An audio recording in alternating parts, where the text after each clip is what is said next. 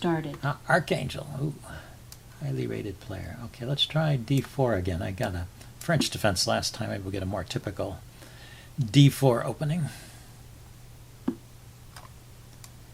Could be... What's he going for? A Grinfeld or a King's Indian? Could be a King's Indian now. So I'm going to go for my Fianchetto setup against the King's Indian, see how he reacts to it. Just continues, normal. That's one thing about this setup is you can play it in a lot of cases. Although there's always this decision, I mean, sort of regardless of what white does, you can always get this kind of setup, but then you have to decide whether to push the E pawn or the C pawn forward at some point. So he's stopping to think now.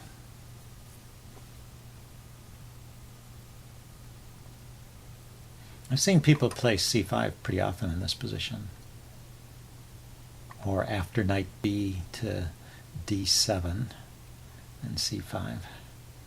But I still think e5 is a more typical King's Indian idea.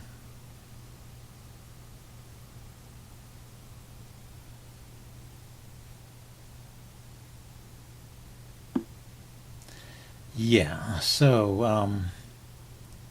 I can develop a knight, and then if he takes, I'll take back with the knight. And that opens up this diagonal for his bishop, but I have some center influence. Let's see if he wants to go that way.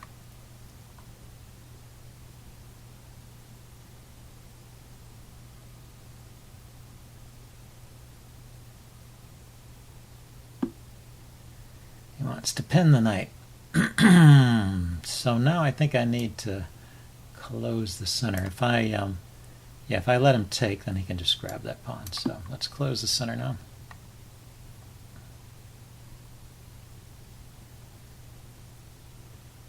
Yeah, you know, I could have taken back with the bishop too. I didn't have to do that if I wanted to keep it. But you know, closing the center is always an option in this position. And I'm going to play H3 next to kick the bishop back. Unless he plays Queen C1, trying to get something going on this diagonal, then I'll probably just castle. Thing about, you know, Queen on C1, Bishop on D2. If I play Queen on C8, Bishop on D7. If he's got this lined up like that, and I have H3 played, then I can never. Wow, is that right? Is that possible? Well, let's see. Okay, quick tempo, yeah. See, I can throw in bishop to G5 here. I think I should.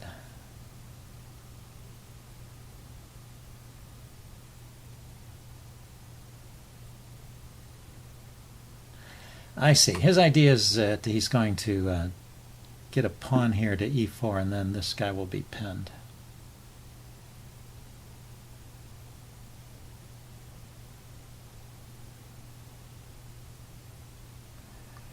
Can I do something clever with this knight?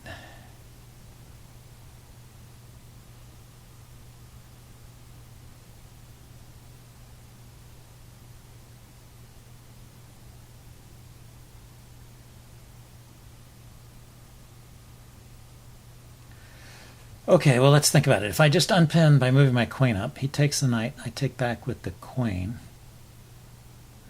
His bishop is attacking this knight and his rook, but it's defended by bishop and queen. Yeah, I guess that's all working out okay for him. Complicated position.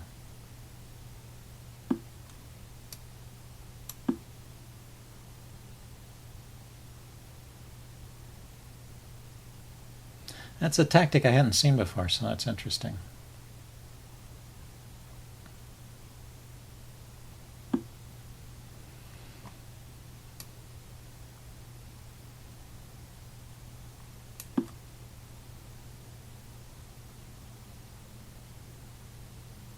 Okay, so he succeeded in opening up the F file, but it was really just a trade.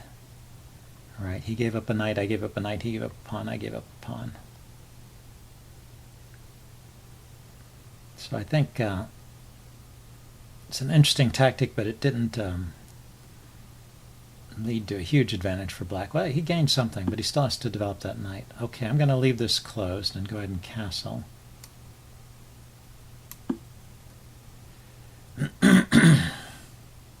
Maybe play knight to h5 next. And knight h4, hitting his bishop. Where is his bishop going? Can't go there. Can come here and here, but I can chase it. Here, here, here. Yeah, I think I can win that bishop and get that knight out of trouble at the same time. I don't think my bishop can be trapped. If he plays h6, I can just take it. My bishop is short of squares too, so I do have to be careful.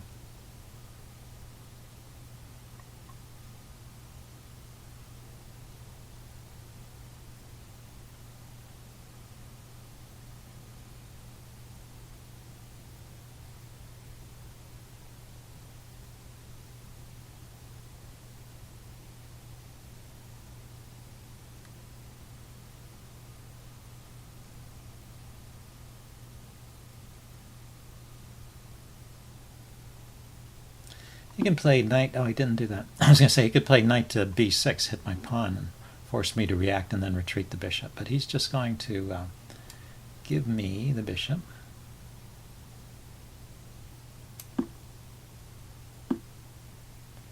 And that's interesting. That closes the f-file. Gives him a really advanced pawn. I'm playing in kind of a simple way here. Maybe I should have played bishop to f4 here, hitting that pawn. That's probably more challenging.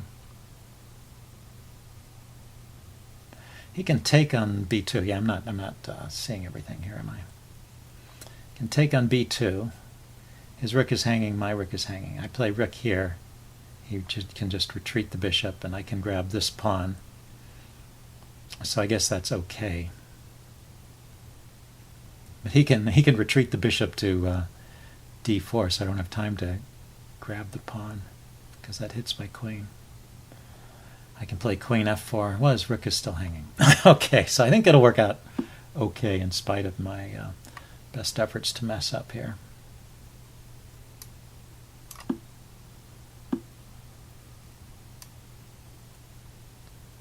So I'll put my queen on f4 and take a look at that pawn. I mean, it's still true if he takes on b2 that I can place my rook over here on b1 and then win the b7 pawn. So I'm not so worried about that. Maybe I should worry about these pawns here. He's very interested in having this armada of pawns in the center. But this gives me a passed pawn. Oh, we might take with the knight. He might take with the knight.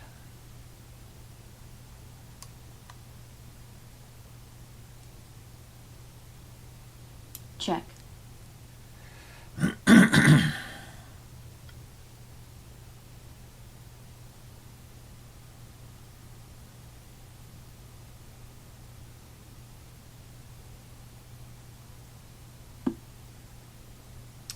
Just wants to go there. What kind of endgame is this? If I take the queen off and his king comes out, it's just a bishop versus a rook endgame.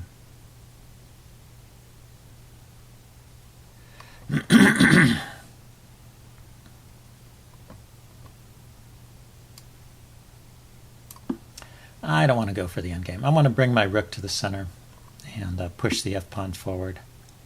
And he wants to stop that, huh?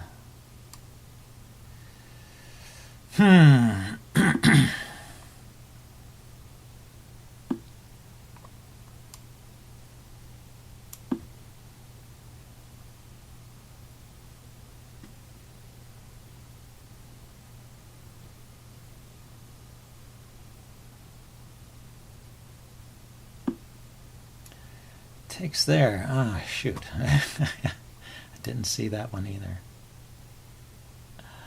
That's very annoying.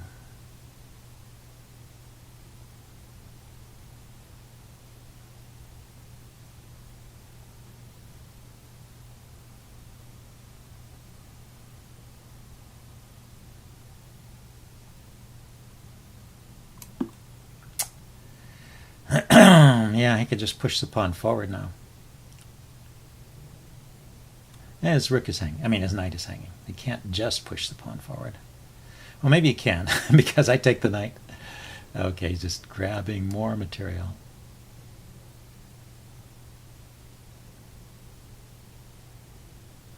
If I go here, he has knight there. If I go to e1, then he has knight to d6, which he plays anyway, because, yeah, his...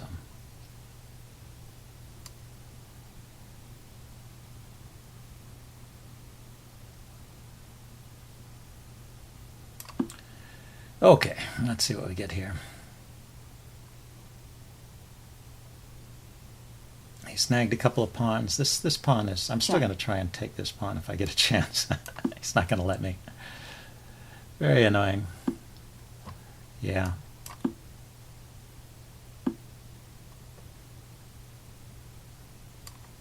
Check.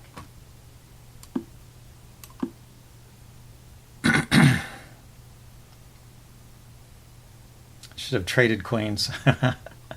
Should have traded queens when I had the chance.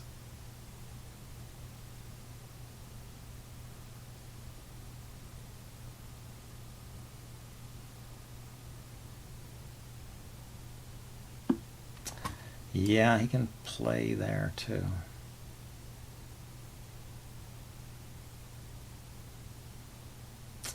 Where can the rook go even?